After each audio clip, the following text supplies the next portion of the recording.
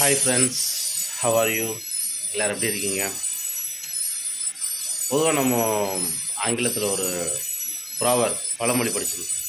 Man proposes, God disposes அப்படின்னு. என்ன அர்த்தம்னா, நாம் ஒன்று நினைப்போம், கடவுள் ஒன்று பிடிச்சி வைப்பார். நாம் ஒன்று நினச்சா கடவுள் ஒன்று நினைப்பார் அப்படின்னு. ஸோ பொதுவாக நாம் ஒரு திட்டம் போடுவோம், நாம் ஒன்று நினச்சி வச்சுருப்போம், நாமும் ஒரு சில ஆசைகள் நிறைவேறணும் அப்படின்னு முடிவு பண்ணியிருப்போம்.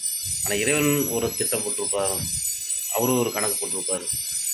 இறைவன் அவர் ஒரு நமக்கு எது நல்லதோ, நம்முடைய ஆசைகள் நிறைவேறாட்டாலும் நமக்கு என்ன சரியாக இருக்குமோ அதை ஒரு பிளான் பண்ணி வச்சுருப்பார். ஸோ என்றைக்குமே நம்மளுடைய ஆசையோ நம்முடைய திட்டங்களோ தோல்வியில் முடிய வாய்ப்பு இருக்குது. ஆனால் இறைவன் போட்ட திட்டமோ இறைவன் போட்ட அந்த கணக்கோ என்றைக்குமே தோல்வியில் முடியாது. அது நமக்கு சரியாக தான் இருக்கும். சில நேரங்களில் காலதாமதமாகலாம். நம்மளுடைய பிரார்த்தனைகளோ நம்மளுடைய எண்ணங்களோ நம்முடைய ஆசைகளோ உடனடியாக நடக்காவிட்டாலும் கொஞ்சம் இறைவன் சரியான ஒரு நேரம், சரியான ஒரு காலத்தை ரைட் டைம், ஒரு சரியான ஒரு நேரத்தை அவர் தீர்மானிச்சிருப்பார், நிர்ணயிச்சிருப்பார்.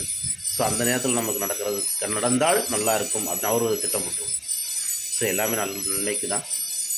நம்ம இறைவன்கிட்ட பிரார்த்தனை செஞ்சுக்கிட்டே இருப்போம், நல்லதே நினைப்போம், நல்லதே செய்வோம். நம்மளுடைய எண்ணங்கள், நம்முடைய ஆசைகள் எல்லாமே நிறைவேறும். தேங்க்யூ. அஸ்ஸலாமு அலைக்கும்.